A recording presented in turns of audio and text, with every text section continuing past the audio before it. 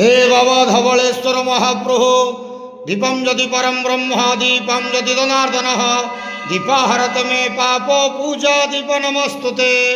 बाबा धवलेश्वर महाप्रभु संसार सुखी रखंतु। आज विदाय वर्ष 2024 मसीहा शुभ मंगलवार रे समस्त श्रद्धालु भक्त मानकर मंगल करंतु।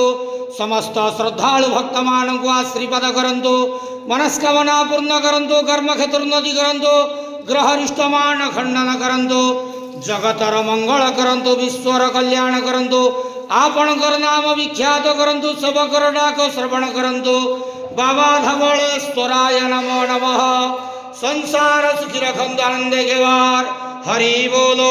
आज विदाय वर्ष 2024 मसीहा शुभ मंगलवार रे समस्त भक्त मानकर मंगल करंतु आनंद गेवार हरि बोलो।